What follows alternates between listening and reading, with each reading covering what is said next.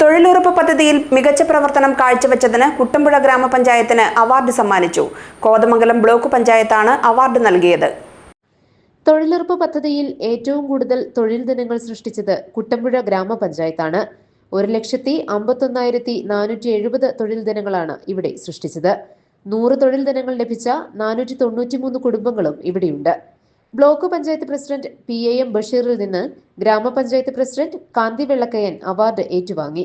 Standing committee chairman Jomi Thekkekkara അധ്യക്ഷത വഹിച്ച ചടങ്ങിൽ Diana Noby, James Korambel, Nizamul Ismail, TK Kunjumon, Anis Francis, Sally ഐബ്, KSCB, EC Roy, Eldhose Baby, Joshi Pottakkal, CO Amitha, MS Siddique, SM Manoj, KR Rajesh, Alby George തുടങ്ങിയവർ പങ്കെടുത്തു.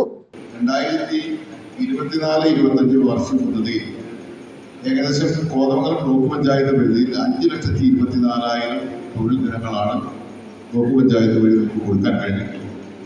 അതിൽ 1.5 ലക്ഷം തൊഴിൽ ദിനങ്ങൾ കുട്ടമ്പുഴ ഗ്രാമപഞ്ചായത്താണ് നമ്മുടെ ഈ പ്രദേശത്ത് കൈവരിച്ചിട്ടുള്ളത്.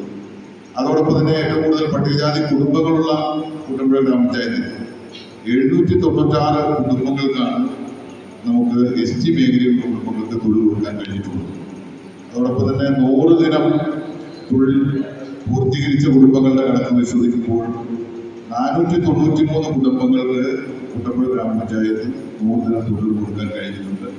ഇനി മെറ്റീരിയൽസിന്റെ വർക്കിന്റെ കണക്കുകൾ പരിശോധിക്കുമ്പോൾ ഈ ബ്ലോക്ക് പഞ്ചായത്ത് പരിധിയിൽ ഏകദേശം 3,92,00,000 രൂപയുടെ മെറ്റീരിയൽ വർക്ക് 2024-25 വർഷത്തിൽ നമുക്ക് നടപ്പിലാക്കാൻ കഴിഞ്ഞിട്ടുണ്ട്. അതിൽ 75 ലക്ഷം രൂപയുടെ മെറ്റീരിയൽസ് വർക്ക് നടത്തിയിട്ടുള്ളത് കുട്ടമ്പുഴ ഗ്രാമപഞ്ചായത്താണ്. GTV news Kuttampuzha.